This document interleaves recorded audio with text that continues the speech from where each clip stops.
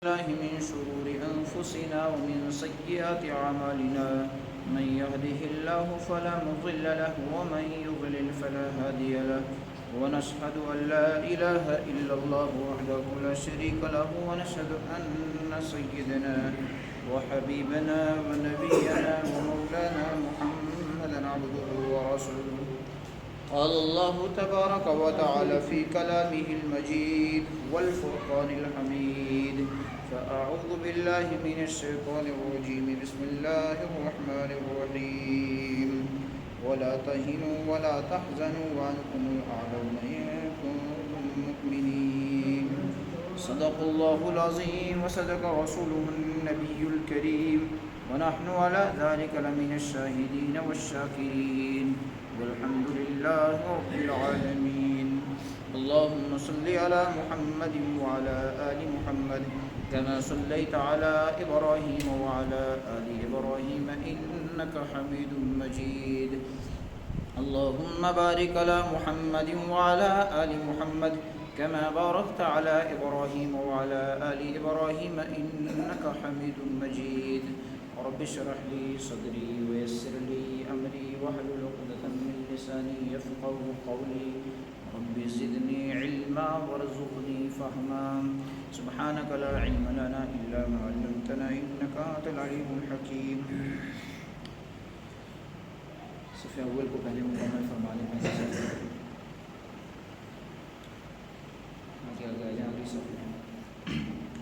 اللہ عز و جل کا بے حد فضل و احسان ہے کہ اللہ رب العزت نے ہم سب کو انسان بنایا، مسلمان بنایا، نبی کریم صلی اللہ علیہ وسلم کا امتی بنایا اور اپنے گھر میں آنے کی توفیق عطا فرمائی ایک اہم فریضہ ادا کرنے کے لیے، جمعہ کا۔ اللہ عز و جل سے دعا گو ہے کہ اللہ تعالی ہم سب کی حاضری کو قبول بھی فرما لیں، ہمیں قبولیت بھی عطا فرمائیں۔ بزرگوں، ایمانی بھائیوں، ابھی اس وقت آج کے اس دن میں ہم جس جگہ کھڑے ہیں وطن عزیز کی آزادی کی تیاری کا دورہ ہے، اور ان دنوں میں 15 اگست کی یعنی اس ملک ہندوستان کی آزادی کے جشن منانے کے لیے تیاریاں کی جا رہی ہیں اسکولوں کے اندر، کالجز کے اندر اور طرح کے سرکاری دفاتر کے اندر، تاکہ ظاہری طور پر 15 اگست کے دن اس ملک کی آزادی کے جشن کو انتہائی جوش و خروش کے ساتھ منایا جائے۔ جہاں پر اس ملک کی آزادی کی تیاری کرنے ہر سرکاری و غیر سرکاری ادارے لگے ہوئے ہیں تاکہ تیاری بہترین طریقے سے کی جائے، اور ہر ادارہ اپنے انداز میں آزادی کے دن میں ایک بہترین نمایاں کردار اختیار کرے اور نمایاں کردار جو ہے ادا کرے۔ اسی دور میں، انہی دنوں میں اور اسی تیاری کے دور میں اور آزادی کے دن میں اسلام کا تصور اور موجودہ ایمانی جو چیلنجز ہیں ہمارے سامنے، ہم نے ان سب کو بھی سامنے رکھنا ہے، اپنے مد نظر رکھنا ہے۔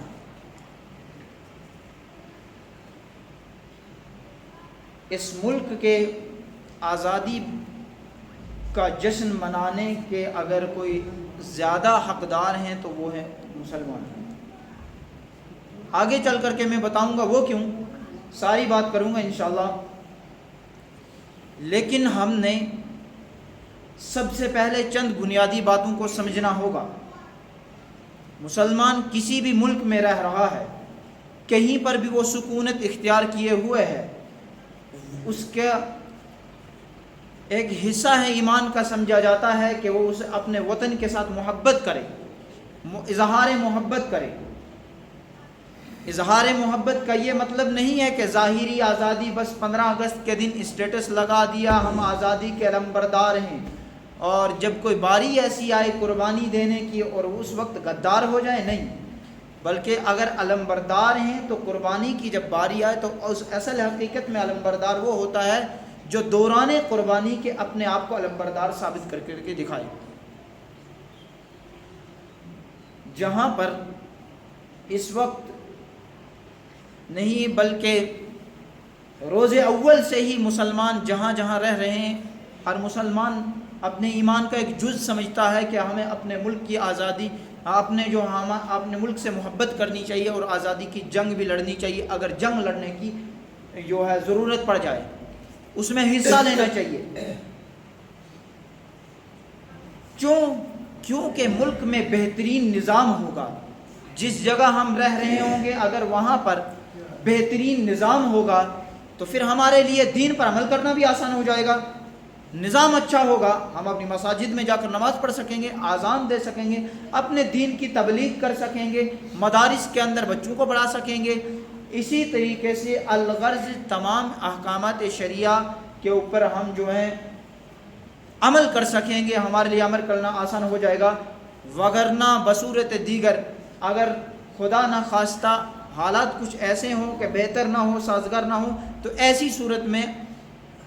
ہمارے لیے تو پھر بنیادی دین کے باتوں کے اوپر عمل کرنا انتہائی دشوار ہو سکتا ہے. بزرگوں، ایمانی بھائیوں، جہاں پر ہم یہ کر سکتے ہیں اپنے تن من دھن، اپنی یعنی عزت، اپنی جان، اپنا مال، اپنی اولاد تک کو قربان کر سکتے ہیں. اپنے ملک کی آزادی میں اگر قربانی کی ضرورت پڑے تو کر سکتے ہیں. وہیں پر دوسری طرف دوسری چیز کو دیکھا جائے جو کہ ایک اس وقت ماحول بنایا جا رہا ہے عام طور پر کہ ہمیں جو ہے سرٹیفکیٹ جاری کرنا پڑے گا ہم ملک کے فرمانبردار ہیں یا نہیں. ہمیں اپنے ملک کی آزادی کا جو ہے ہم اس ملک کے حقدار ہیں، اس کی آزادی میں ہمارا حصہ ہے بھی یا نہیں. ہمیں اس کے لیے کیا کرنا پڑے گا؟ ہمیں جو یہ ماحول بنایا جا رہا ہے کہ اگر مسلمان ہے تو بھائی سرٹیفکیٹ دکھا لے کہاں سے جو ہے اس ملک کا حقدار ہے تم اور تیرا یہ ملک ہے بھی یا نہیں. جہاں پر یہ ماحول بنایا جا رہا ہے اور طرح طرح کے پروپیگنڈے، زمین کو سجدہ کرے گا یعنی اس زمین کو، ملک ہند کی زمین کو سجدہ کرے گا تو اس کا جو ہے حق ادا کر رہا ہے ورنہ نہیں. اور بے شمار ایسی چیزیں جیسے وندے ماترم جیسے کلمات جو کہ ہمارے ایمان کو سلب کر سکتے ہیں، ان جیسے کلمات کو تھوپا جا رہا ہے زبردستی ہمارے اوپر. جبکہ اس ملک کا آئین اور ہم سب سے پہلا ہمارا ایمان یہ کہتا ہے اگر ہمیں اپنی جان کی قربانی دینی پڑے ملک کے لیے تو دے دو، اگر ہمیں اپنے مال کی قربانی دینی پڑے تو دے دو، اگر ہم نے اپنی اولادوں کی قربانی دینی پڑے تو دے دو، اپنی زمین کو ختم کرنا پڑے تو دے دو، کر دو. لیکن جب باری آتی ہے سجدہ کرنے کی، توحید باری تعالیٰ کی، تو اس وقت ہمیں شریعت یہ حکم دیتی ہے اللہ کے سوا کسی کے آگے سر نہیں جھکانا ہے، اللہ کے علاوہ کسی کو سجدہ نہیں کیا جا سکتا. کوئی ایسے کلمات نہیں کہے جا سکتے جس میں مدد اللہ کے ماں سوا کسی اور سے مانگی جائے. مدد مانگنی ہے، سجدہ کرنا ہے تو صرف اللہ کو. میں نے شروع میں ہی عرض کیا کہ ابھی ہم اس دور میں ہیں، آج وہ دن چل رہے ہیں، وہ ایام ہیں جبکہ آزادی وطن کا جو جشن منایا جاتا ہے اس جشن کی تیاریاں ہو رہی ہیں تو ہمیں بھی کرنی چاہیے. لیکن ظاہری تیاریوں تک ہی ہمیں موقف جو ہے اپنے آپ کو جو ہے وہیں تک محدود نہیں رکھنا چاہیے، وہیں تک ہمیں محدود نہیں رکھنا چاہیے. اس ملک کے اندر جب آزادی کا جشن مناتے ہیں تو سب سے زیادہ مسلمانوں کو منانا چاہیے. اس کی وجہ کیا ہے؟ اس کی وجہ یہ ہے کہ آزادی ملک کی جو تحریک چلائی سب سے پہلے تو وہ ایک مسلمان نے چلائی. سب سے پہلے ملک کے لیے کوئی شہید ہوا تو وہ مسلمان ہوا. سب سے پہلے اگر ہمارے مدارس جن کے اوپر آج تان و تشنی کسی جا رہی ہے، جو ٹارگٹ پر لائے جا رہے ہیں اور یہ کہا جا رہا ہے، بڑے بڑے جو ہیں سیاست کے علمبردار، جو بڑے بڑے لوگ بڑے بڑے عہدوں پر بڑے بڑے پد پر بیٹھے ہوئے لوگ کہتے ہیں کہ نہیں جی مدرسہ جہاں بھی ہے، چاہے وہ انڈیا میں ہے چاہے بنگلہ دیش میں ہے کہیں بھی ہے، وہ تو صرف جو ہے وہاں سے آتنکواد پھیلاتا ہے. اصل میں اس کے پیچھے ایک وجہ ہے. جو میں آپ کی حضرات کی خدمت میں پیش کرنے جا رہا ہوں، تو آپ نے اس کو اپنے دل کی تختی پر باندھنا ہے، اور دل کی تختی پر لکھ لینا ہے، آپ نے اسے زبانی یاد کر لینا ہے کہ یہ پہاڑا، یہ پٹی کہاں سے پڑھائی جا رہی ہے، کہ مدارس جو ہیں وہ دہشت گرد پیدا کرتے ہیں۔ میں بنیاد سے بات کرنا شروع کروں گا، آپ توجہ سے سنیں۔ حضرت ٹیپو سلطان رحمت اللہ علیہ، اللہ کروڑوں رحمت نازل فرمائے ان کی قبر پر، جس وقت انہوں نے دیکھا کہ اب انگریز نے جو ہے ملک کے اوپر کنٹرول کرنا شروع کر دیا ہے، اور پھر انگریز اکیلے کے بس کی بات نہیں تھی، اس وقت غالباً اس ملک کے اندر 39 کروڑ لوگ رہتے تھے، اور انگریز لگ بھگ لاکھ، 2.5 لاکھ سے 2 لاکھ کے آس پاس اتنے ہی تھے۔ تو بھائی کیسے ممکن ہو سکتا ہے کہ 1.25 کروڑ، یہ جو 39 کروڑ کے اوپر 2.5 لاکھ یا 1.5 لاکھ یا 2 لاکھ لوگ حکومت کرنے لگ جائیں؟ یہ تو تبھی ممکن ہوگا جب خود ہمارے ملک کے اندر کے منافق نکلے۔ میر جعفر جیسے غدار، ان لوگوں نے غداری کی، انہوں نے غداری کی، اور غداری کرتے ہوئے انہوں نے کیا کام کیا، اپنے اس وقت کے بادشاہ کے ساتھ غداری کی، اس وقت کے حکمران کے ساتھ ان لوگوں نے غداری کی، اور اس وقت جو ہے کیا ہوا کہ انہوں نے حضرت ٹیپو سلطان رحمت اللہ علیہ کے ساتھ غداری کی، اور کیا ہوا، اور بہت سارے ایسے لوگ نکلے جنہوں نے منافقت کا اظہار کیا، انگریز کا پلہ پکڑ لیا، اور وہ دولت کے پجاری، وہ چند ٹوکی پر بک جانے والے، وہ دولت کے پجاری اور وہ منافق لوگ، انہوں نے نفاق کا اظہار کرتے ہوئے کیا کیا کہ ان حکومت جو اس وقت کی تھی حضرت ٹیپو سلطان رحمت اللہ علیہ کی، اس کے ساتھ بغاوت کی مہم چلائی، اور اپنے آپ کو انگریز کی ٹولی میں لگانا شروع کر دیا، اور پھر یہ کیا کہ انگریز کی فوج میں جانا شامل ہو گئے، اور پھر اس میں مسلم بھی ہیں، نن مسلم بھی ہیں، بہت سارے لوگ تھے جنہوں نے انگریز کے ہاتھ میں ہاتھ دے کر کے 2 ٹوکی پر بکنے کا کام کیا، اور اپنے اس وقت کے ملک کی آزادی کا سودا کرنے کا کام شروع کیا۔ بہرحال جب حضرت مختصر میں عرض کروں گا، حضرت ٹیپو سلطان رحمت اللہ علیہ کے ساتھ غداری کی گئی، تو حضرت ٹیپو سلطان رحمت اللہ علیہ کا معاملہ یہاں تک پہنچا، اب انگریز کے پاس جب پہنچا تو انگریز نے کہا کہ سنو، تم ہمارے ساتھ ایک کمپرومائز کر لو، ایک ہم ڈیسائیڈ کرتے ہیں آپس میں، ایک کمپرومائز کر لو، ایک معاہدہ کر دیتے ہیں آپس میں، ایک ایگریمنٹ کر دیتے ہیں، تم جو ہے اس آزادی کی تحریک کو ختم کر دو،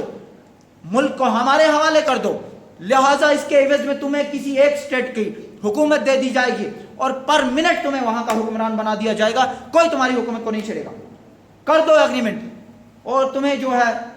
ابھی ہم شروع میں اتنے لاکھ روپے دے رہے ہیں، یہ بھی لے لو، اور بعد میں کیا ہوگا کہ تمہیں تمہارے گھر والوں کو دیتے رہیں گے ہم ایسے ہی، اور ساتھ میں ایک حکمرانی بھی دیں گے، اپنے بیوی بچوں کی حفاظت کرو، اور اپنے بیوی بچوں کو پالو، اور آرام سے کے ساتھ زندگی بسر کرو، عیش و عشرت کی زندگی بسر کرو، سیاست چاہتے ہو تو ہم سیاست وہ والی دیں گے کہ بھائی تمہیں جو ہے ایک جو ہے اسٹیٹ کا راجہ بنا دیا جائے گا، لہٰذا تم وہاں پر راجنیتی کرتے رہو۔ یہ انگریز نے لالچ دلائی۔ اور بزرگوں اور ایمانی بھائیوں، اگر آج کا مسلمان ہوتا، دولت کا پجاری، موبائل کے اوپر بیٹھ کر کے گھنٹوں برباد کرنے والا، اپنے گھر سے مسجد کے لیے نماز پڑھنے نہ نکلنے والا، شریعت کی علم ہو جانے کے باوجود بھی اس کے اوپر عمل نہ کرنے والا، شریعت کی دھجیاں اڑانے والا، شادی بیاہ کے خوشی غمی کو موقع پر جہاں تک بس چلے، تو آج کا مسلمان یہ چاہتا ہے کہ ہم اللہ کے غضب کو للکاریں، اللہ کے غصے کو دعوت دیں۔ اور اگر ایسا مسلمان ہوتا، وہ ٹیپو سلطان رحمت اللہ علیہ، وہ بک جاتا، انگریز اسے خرید لیتا، وہ تو یہی کہتا آج تو مشن ہی یہی ہے، بس بچوں کی زندگی بن جائے، اپنی زندگی بن جائے، گھر بن جائے رہنے کے لیے، اور چاہیے کیا،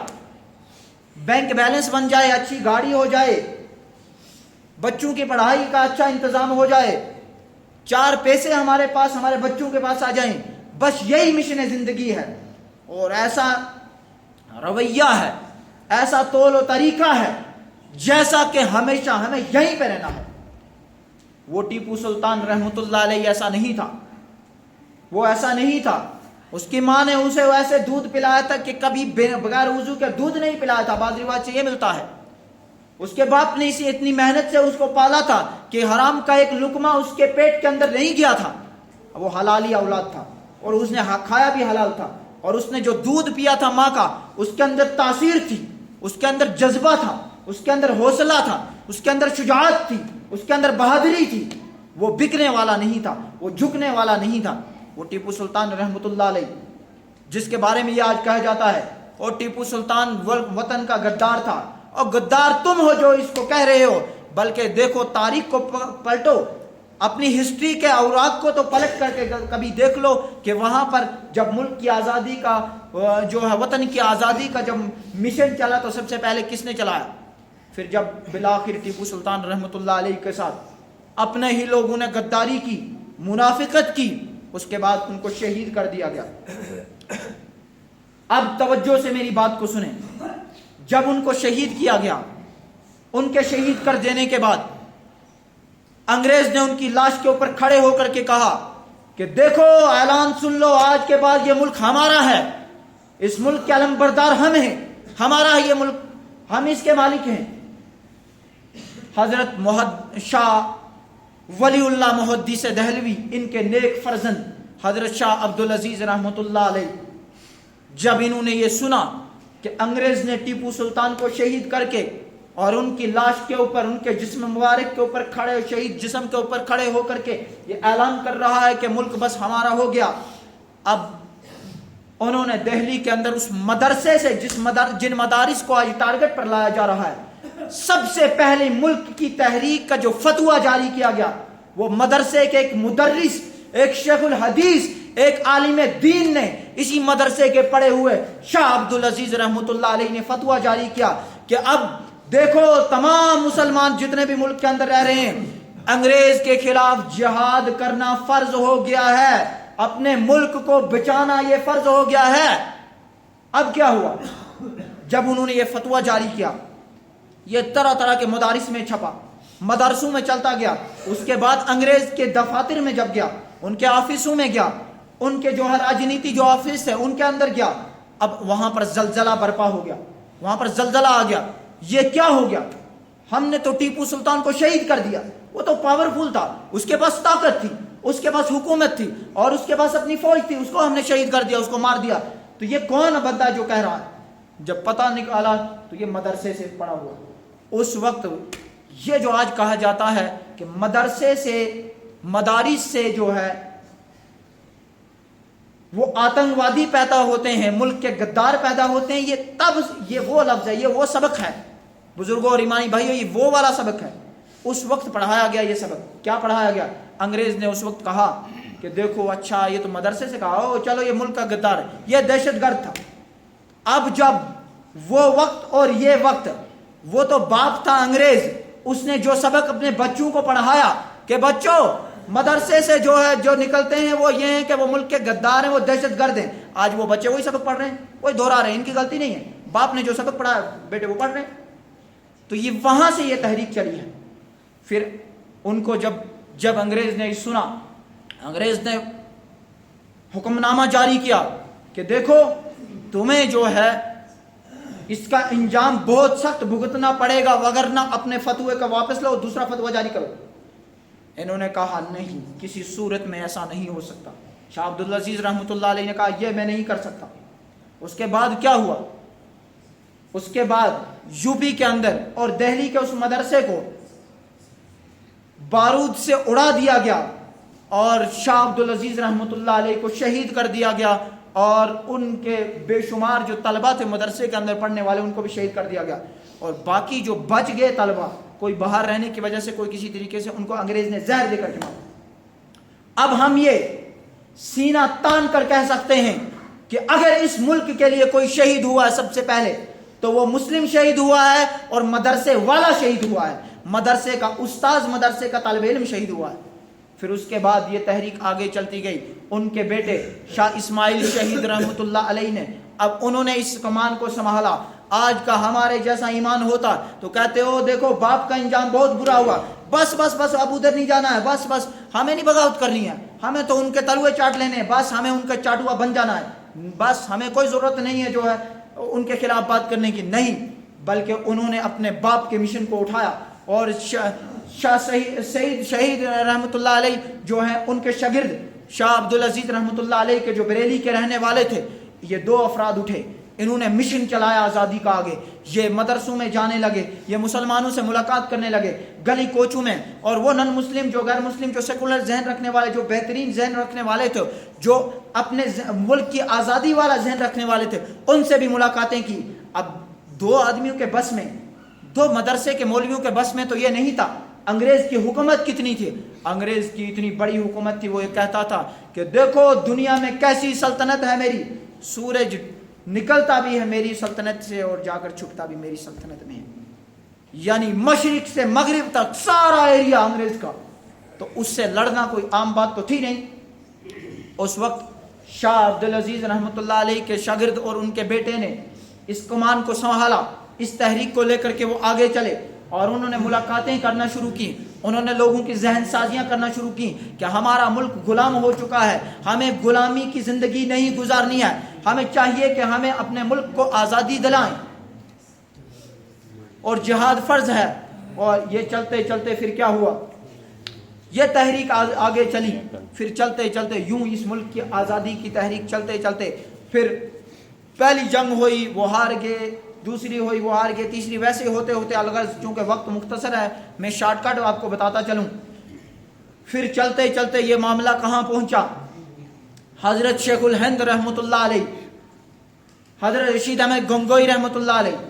حضرت حسین احمد مدنی رحمۃ اللہ علیہ، مولانا قاسم نانوتوی رحمۃ اللہ علیہ، ان جیسے علم بردار جو حقیقت میں علم بردار ہیں ملک کے، جنہوں نے حقیقت میں اس ملک کے جھنڈے کو اٹھایا ہے، اور قربانی کی ضرورت پڑی ہے تو قربانی بھی پیش کیا ہے، اپنی جانوں کی قربانی پیش کیا ہے۔ تاریخی روایتوں کے اندر آتا ہے، ہسٹری کی کتابوں کے اندر یہ لکھا ہے، جب جنگ ہوئی تو انگریز نے سب سے پہلے کہا، جیسا کہ میں نے پہلے ہی عرض کر دیا، انہوں نے کہا کہ یہ مدرسے کے اندر جو ہے دہشت گرد پیدا ہوتے ہیں، لہٰذا مدرسے والوں کو کاٹا جائے، ان کو مارا جائے، سب سے پہلے ٹارگٹ پر انہی کو لایا جائے۔ لہٰذا کیا ہوا کہ انہوں نے کاٹنے کا کام شروع کیا، اور جہاں تک کتابوں کے اندر آتا ہے میرٹھ سے لے کر دہلی تک جو ہے جتنی بھی ہائی وے یہ روڈ ہے، کوئی درخت ایسا نہیں تھا جس درخت کے ساتھ کسی عالم کی گردن نہ لٹکی ہوتی، اتنی قتل و غارت کی علماء کرام کی۔ تو یہ قربانیاں دی علماء کرام نے، یہ قربانیاں دی اہل مدارس نے۔ آج وہ جو لوگ کہتے ہیں، وہ جو لوگ یہ کہتے ہیں کہ مدرسہ ہر جگہ سے دہشت گردی پیدا کرتا ہے، یہ وہی لوگ ہیں جو باپ نے سبق پڑھا ہے، یہ وہی پوتے اور بیٹے اور پڑ پوتے ہیں جو آج سبق پڑھ رہے ہیں، جو وہی سبق باپ کا پڑھا ہے وہ دوہرا رہے ہیں، یہ وہی سبق ہے۔ ہمیں اس بات کو خوب اچھے سے سمجھنا چاہیے کہ ہماری قربانی اس ملک کے ساتھ ہے، ہم نے اس ملک کے لیے اپنی جانیں قربان کی ہیں، ہمارے اکابرین نے اس کے لیے جانیں قربان کی ہیں، اور ہم نے ایک نہیں ہزاروں لاکھوں کروڑوں قربانیاں دی ہیں۔ جب ہمارے علماء کرام نے گردنیں کٹوائیں، اپنے عورتوں کو بیوہ کروایا، بچوں کو یتیم کروایا، اپنے بچوں کو کٹوایا، اپنے شاگردوں کو ختم کروایا، یوں کر چلتے چلتے یہ قربانیاں، پھر ملک آزاد ہوا۔ جب ملک کی تقسیم کی باری آئی تو اس وقت کہا نہیں، ہم نے تو اس کے اوپر قربانیاں دی، ہمارے بڑوں نے یہ کہا، ہم نے اس کے لیے قربانیاں دی ہیں، ہمارے یہاں مدارس ہیں، ہمارے آبا و اجداد کے یہاں قبرستانیں ہیں، ہم پاکستان نہیں جائیں گے، ہمارا ملک یہی ہے، ہم یہیں رہیں گے، اور اس سے بڑی ہمارے پاس کیا سرٹیفکیٹ ہو سکتی ہے۔ وہ جو لوگ سرٹیفکیٹ ہم سے مانگتے ہیں اس بات کی کہ تم اس ملک کے وفادار ہو کہ غدار، دکھاؤ سرٹیفکیٹ، وہ خود اس کے وفادار نہیں بلکہ غدار ہیں۔ وہ تو کل وہ دن جو کل کا گزرا ہوا کل ہے، اس گزرے ہوئے کل میں انگریز کے چاٹوئے تھے، ہم نے قربانیاں دی ہیں۔ تو اس لیے بزرگوں اور ایمانی بھائیوں، جہاں پر ہمیں ظاہری آزادی منانے کی تیاری کرنی چاہیے، جشن منانا چاہیے اور بالکل منانا چاہیے، وطن کی محبت ہمارے جو ہے دلوں کے اندر ہے اور اس کا اظہار بھی کرنا چاہیے، وہیں پر جو خطرناک ماحول بنایا جا رہا ہے، ہمیں اس خطرناک ماحول کے خلاف آواز بھی اٹھانی چاہیے۔ ہمیں اگر ظلم کے خلاف، ظالم کے خلاف آواز نہ اٹھائی جائے تو ظالم زیادہ دندناتا ہے اور وہ پھر جو ہے کافی حد تک آگے بڑھ سکتا ہے۔ اس لیے جہاں پر ہمیں ان چیزوں کی ضرورت ہے، وہیں پر ہمیں اس چیز کی بھی ضرورت ہے کہ ایسے ماحول میں ہم خود پڑھیں اپنے ملک کی تاریخ کو، تاریخ کی کتابوں کو پڑھیں، تاریخ کو دیکھیں، اپنی ہسٹری کو پڑھیں، کہاں سے آئے ہم نے کیا کیا قربانیاں دی ہیں پیچھے، اور اپنے بچوں کو تاریخ کو پڑھائیں اور اپنے بچوں کو، بچوں کو خاص کر کے اپنے ملک کی تاریخ پڑھائیں کہ ہمارے بڑوں نے کس طریقے سے جو ہے اس ملک کے اندر آزادی کے ہمارے بڑوں نے قربانیاں آزادی کے اندر ان نے کیسے قربانیاں دی ہیں اور کیا رول ہے ان کا۔ ہم اپنے بچوں کو جہاں پر اس بات کی جو ہے تلقین کریں، وہیں پر آج چونکہ ساری چیزوں کو توڑ مروڑ کر کے پیش کیا جاتا ہے، کتابوں کے اندر بھی، تاریخ کے اندر بھی، ہسٹری کے اندر، ساری چیزوں کے اندر، اس لیے ہم حقائق، تاریخ جو صحیح ہسٹری ہے وہ خود بھی پڑھیں، اپنے بچوں کو بھی پڑھائیں، وہیں پر اسلام کے جو بنیادی عقائد ہیں وہ بھی پڑھیں، تاکہ کوئی پھسلانے کی کوشش کرے اگر ہمارے بچے کو تو وہ کسی طریقے سے عقیدے کے معاملے میں نہ پھسلا سکے۔ اللہ رب العزت سے ہم دعا گو ہیں کہ اللہ اس ملک کو ہمیشہ آزاد رکھے، شاداب رکھے، اور ساتھ ساتھ میں یہ کہ اس کے اندر جو فرقہ وارانہ ماحول بنایا جا رہا ہے ان سب کو ہدایت دے، اگر ہدایت مقدر ہو، نہ ہو تو دنیا سے نیست و نابود کر دے، اور اس ملک کو جو ہے غلط عناصر سے پاکی عطا فرمائے، اور اللہ اس پرفتن دور میں ہمارے بچوں کے ایمان، عقائد کی اور اعمال کی حفاظت فرمائے۔ اللہ مجھے بھی اور آپ سب کو کہنے سننے کے ساتھ ساتھ زیادہ عمل کی توفیق عطا فرمائے۔ وآخر دعوانا الحمدللہ۔